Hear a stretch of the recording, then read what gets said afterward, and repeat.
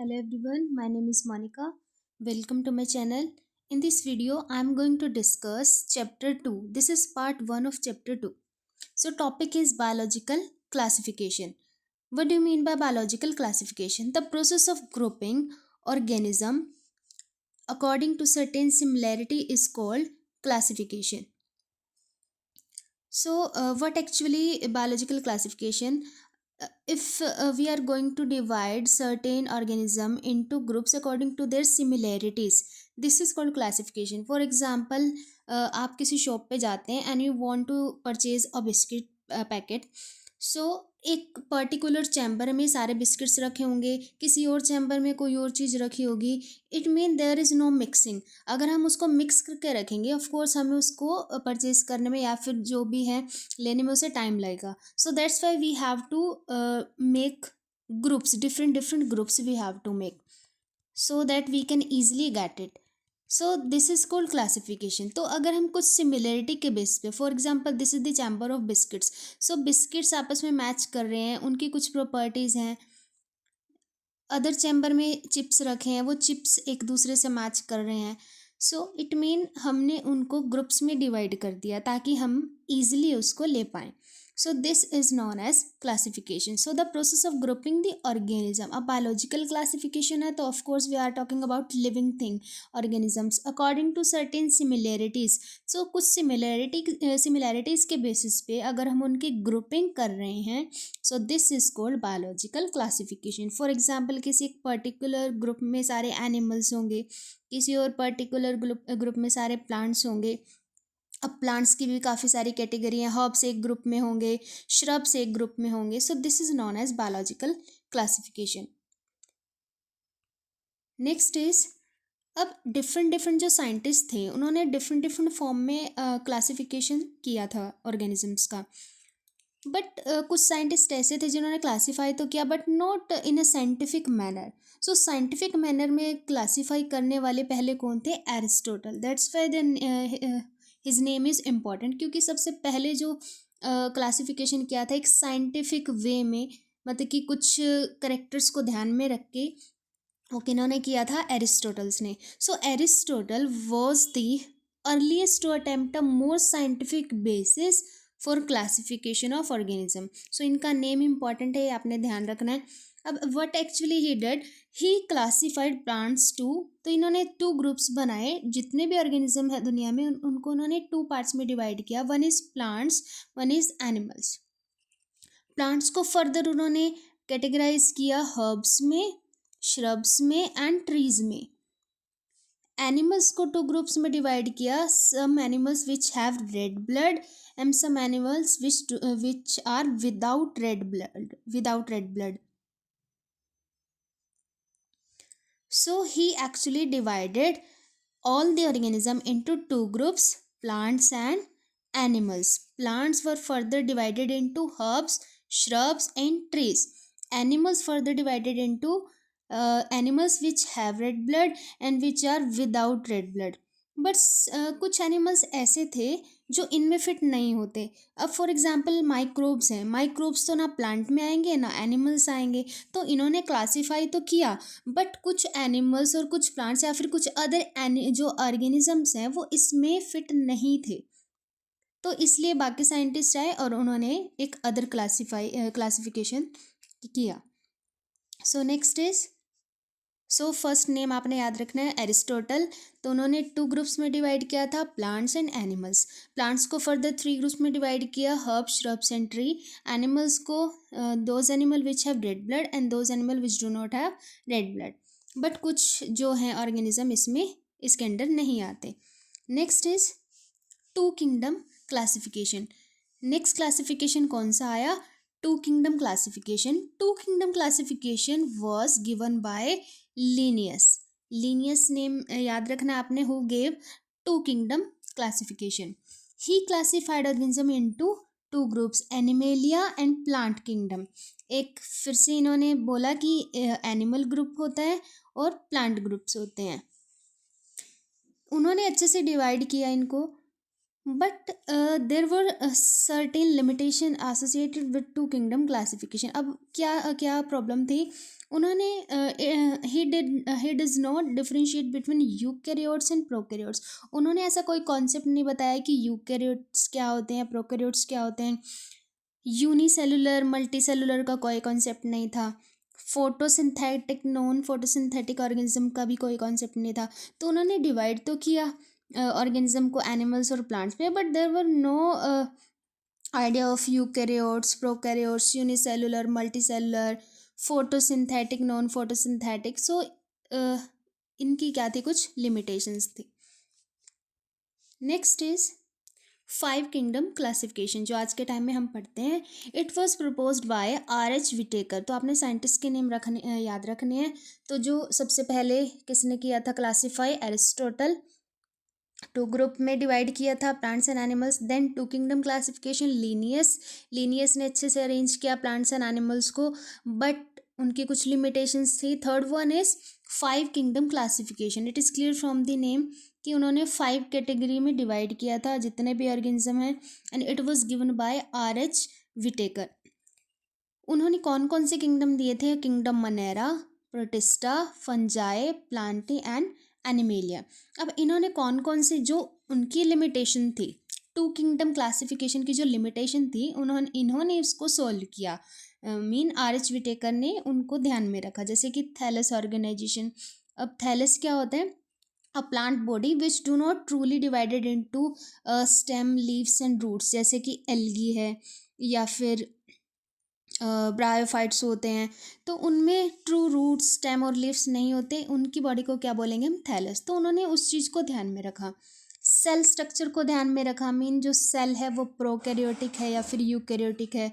Mode of nutrition ध्यान में रखा कि ऑटोट्रोफिक है या हेटरोट्रोफिक है. तो हम देख पा रहे हैं कि जो भी 2 किंगडम क्लासिफिकेशन की जो लिमिटेशंस थी, R.H. विटेकर ने उनको ध्यान में रखा. Mean thallus organisation also, cell structure, mode of nutrition, phylogenetic relationship. ये काफ़ी इंपॉर्टेंट है. मीन एक ग्रुप का दूसरे ग्रुप के साथ क्या कनेक्शन है, एंड रिप्रोडक्शन ऑल्सो, कि हाउ ऑर्गेनिज्म रिप्रोड्यूस, ऑर्गेनिज्म किस तरह से अपने बेबीज़ बनाते हैं. सो 5 किंगडम क्लासिफिकेशन में 5 ग्रुप्स थे, Monera, protista, Fungi, Plantae and animalia, और उन्होंने इन सब चीज़ों का ध्यान रखा था. नेक्स्ट इज, अब ये जो 5 किंगडम क्लासिफिकेशन था एक टेबल की फॉर्म में है, ये NCERT में भी टेबल गिवन है. So we are going to explain it. So first is kingdom Monera, next is Protista, Fungi, Plantae and Animalia. अब ये करेक्टर्स हैं. First is cell type. Kingdom Monera की जो सेल होती है वो कैसे होती है, प्रोकैरियोटिक. मीन जिसमें ट्रू न्यूक्लियस नहीं होता. ट्रू न्यूक्लियस मीन कि सेल है, सेल के अंदर जेनेटिक मटेरियल है, but it is not covered with nuclear membrane. अगर ये न्यूक्लियर मेम्ब्रेन से कवर्ड नहीं होता then it will be called prokaryotic cell. But कोई सेल है उसके अंदर जेनेटिक मटेरियल है, if it is properly enclosed by nuclear membrane, then this type of cell will be called eukaryotic. सो जो kingdom Monera है, Monera में cell type कैसा होता है, प्रोकैरियोट. अदर जितनी भी हम देख पा रहे हैं, प्रोटिस्टा, फंजाई, प्लांटी, एनिमेलिया, इन सब में ट्रू न्यूक्लियस होता है. Mean true nuclear membrane present होती है. सो जो सेल होगा वो कैसा होगा, eukaryotic. Then cell wall. Cell wall क्या होता है, सेल होती है, सेल किस में इनक्लोज्ड होती है, by cell membrane. Cell membrane के बाद एक कोर लेयर होती है जिसको हम क्या बोलते हैं, सेल वॉल बोलते हैं.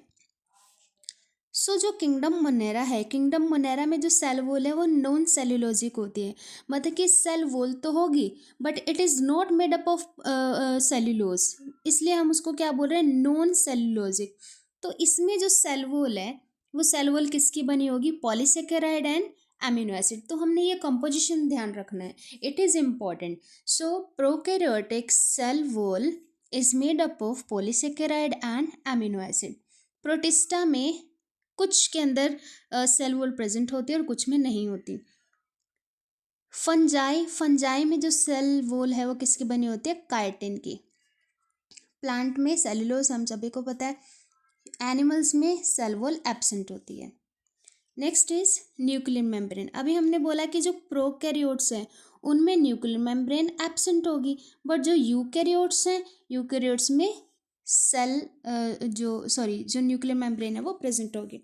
तो यहीं से हमें पता लग पा रहा है कि जो प्रोकैरियोट है उनमें न्यूक्लियर मेम्ब्रेन एब्सेंट है, बट इन सभी में न्यूक्लियर मेम्ब्रेन प्रेजेंट है। Next if we talk about body organisation Monera कैसा होता है? Cellular, Protista cellular. अब जो मोनेरा है, प्रोटिस्टा है, मोनेरा में सारे आते हैं बैक्टीरियाज। अब जो बैक्टीरिया है वो यूनिसेलुलर ही होते हैं, तो इनमें जो ऑर्गेनाइजेशन होगा वो कैसा होगा? सेलुलर। प्रोटिस्टा भी कौन से होते हैं? यूनिसेलुलर। अब ये भी यूनिसेलुलर है, ये भी unicellular. So what is difference between these two? Kingdom Monera में हमने बोला कि न्यूक्लियर मेम्ब्रेन एब्सेंट है, ये भी यूनिसेलुलर है, ये भी यूनिसेलुलर है, तो दोनों में cellular organisation of course. But difference is it has true nucleus, sorry it do not have true nucleus, मतलब कि इसमें जो न्यूक्लियर मेम्ब्रेन है वो एब्सेंट होगा, बट इसमें न्यूक्लियर मेम्ब्रेन प्रेजेंट होगी। फंजाई की अगर हम बात करें, it is multi cellular and sometimes cells combine together to form a common function, mean tissue level तक इनका ऑर्गेनाइजेशन होता है, बट लूज टिश्यू। प्लांट्स की अगर हम बात करें, प्लांट्स में सेल्स कंबाइन होकर टिश्यू बनाते हैं और कुछ ऑर्गन्स भी बनाते हैं, बट एनिमल्स में ऑर्गन सिस्टम तक होता है। जैसे हम पढ़ते हैं अपने अंदर digestive system, reproductive system, excretory system, तो हमारे अंदर जो ऑर्गेनाइजेशन है वो ऑर्गन सिस्टम लेवल तक है। If we talk about mode of nutrition, that how they take food, how they prepare their food, so kingdom Monera में बताए कि बैक्टीरियाज आते हैं। अब बैक्टीरिया दोनों तरह के हैं, ऑटोट्रॉफिक भी, हेट्रोट्रॉफिक भी। Autotrophic mean who are able to make their own food। अब अपना फूड वो कैसे कैसे बना सकते हैं? फोटोसिंथेटिकली भी और कीमोसिंथेटिकली भी। फोटोसिंथेटिकली मीन सनलाइट का यूज़ करके, chemosynthetic mean some by using some chemicals. Heterotrophic mean which depends on others for their nutrition. So bacteria में दोनों तरह के न्यूट्रिशन होते हैं, autotrophic, heterotrophic. Autotrophic further photosynthetic and chemosynthetic. Heterotrophic mean which depends on other. So ये दोनों ही तरह के न्यूट्रिशन बैक्टीरिया में मिलते हैं। Next is protista. प्रोटिस्टा में भी बताया कि यूनिसेलुलर आते हैं ऑर्गेनिज्म, और यूनिसेलुलर में यूकैरियोटिक, मतलब जिसमें ट्रू न्यूक्लियर मेम्ब्रेन प्रेजेंट होता है। अब जो प्रोटिस्टा है इसमें यूनिसेलुलर एनिमल्स भी आएंगे, जैसे कि अमीबा, पैरामीशियम। अब ये तो एनिमल कैटेगरी के हैं, और जो एनिमल कैटेगरी के हैं वो कैसे होते हैं? Heterotrophic mean which can not make their on food. अगर हम बात करें, इसमें कुछ एल्गी भी आती है, unicellular algae which have chlorophyll, और अगर उनके पास क्लोरोफिल होगा दे विल बी ऑटोट्रॉफिक। तो इसका मतलब ये भी दोनों तरह के होते हैं, ऑटोट्रॉफिक एंड हेट्रोट्रॉफिक। तो प्रोटिस्टा में यूनिसेलुलर ऑर्गेनिज्म आते हैं। अब यूनिसेलुलर में हेट्रोट्रॉफिक फॉर्म भी हो सकती है और ऑटोट्रॉफिक फॉर्म भी। Next is Fungi. Fungi is completely heterotrophic, mean जो फंजाई है उसमें क्लोरोफिल नहीं होता, it mean they are unable to make their own food. So Fungi is completely heterotrophic. और हेट्रोट्रॉफिक में किस टाइप की? Saprophytic and parasitic. अब ये क्या होता है? Saprophytic mean which depends on dead material, parasitic mean which depends on living form. तो कुछ फंगस ऐसी होती है जो लिविंग थिंग्स पे ग्रो करती हैं, जैसे कि पोटैटो के ऊपर कई बार होता है फंगस, वीट के ऊपर, राइस के ऊपर, शुगर केन के अंदर। सेप्रोफिटिक क्या होती है? विच डिपेंड्स ऑन डेड मटेरियल, जैसे कि मशरूम है। मशरूम हमेशा जो डेड एंड डिकेइंग मैटर होता है उसके ऊपर ग्रो करती है। So fungi can be of two type, two categorization. First is saprophytic and next is parasitic. Next is plants. Plants में हम सभी को पता है that plant have chlorophyll, so that's why they are able to make their own food. So ये कैसे होंगे? Autotrophic mean completely photosynthetic, not chemosynthetic, क्योंकि प्लांट्स में क्लोरोफिल होता है, so they are able to make their own food photosynthetically mean by using their sunlight. Next is animalia. Animalia is completely heterotrophic. तो completely heterotrophic कौन कौन है? Animalia, because they do not have chlorophyll, कोई exception नहीं है। और fungi भी कैसे होते हैं, फंगस भी कैसे होते हैं? हेट्रोट्रॉफिक। तो ये दोनों ही हेट्रोट्रॉफिक हैं which are unable to make their food. अब जो एनिमल्स हैं they can be holozoic and they can be saprophytic. Saprophytic अभी हमने डिस्कस किया था, which depends on dead and decaying matter. Holozoic क्या होते हैं? होलोजोइक और सेप्रोफिटिक में क्या डिफरेंस है? फॉर एग्जांपल ये होलोजोइक हम मोड ऑफ न्यूट्रिशन पढ़ रहे हैं, एक पढ़ रहे हैं हम सेप्रोट्रोफिक। होलोजोइक क्या होते हैं? Which take their food and digest internally. Internally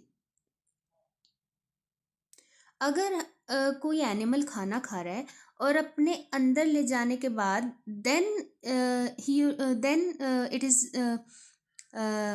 is digesting food, अगर वो खाना अंदर जाने के बाद डाइजेस्ट हो रहा है तो उसे हम क्या बोलेंगे? होलोजोइक। सेप्रोफिटिक का मतलब अगर खाना बाहर ही डाइजेस्ट हो जाता है। फॉर एग्जांपल जैसे अगर हम कुछ अगर हम इसकी बात करें फंगस की, फंगस का हमने पढ़ा था कि जैसे मशरूम है, mushroom dead and decaying matter पे फीड कर रही है, तो वो क्या कर रहे हैं? बाहर ही फूड को डाइजेस्ट कर रहे हैं और then they are absorbing this. तो अगर वो बाहर ही फूड को डाइजेस्ट करेंगे तो उसको हम क्या बोलेंगे? Saprophytic. So this is difference between holozoic and saprophytic. So holozoic में क्या होगा? जो डाइजेशन है वो इंटरनल होगा। सेप्रोफिटिक में डेड एंड डिकेइंग मैटर पे फीड करेंगे और डाइजेशन बाहर होगा। So this is called saprophytic type of mode of nutrition. So हमने यहाँ पे एक समराइज फॉर्म पढ़ी सभी किंगडम की। नेक्स्ट स्लाइड में हम वन बाय वन करके एक एक किंगडम को हम अच्छे से डिटेल में स्टडी करेंगे। सो आई hope it is clear to everyone. Next part we will discuss in next video. Thank you. Have a nice day.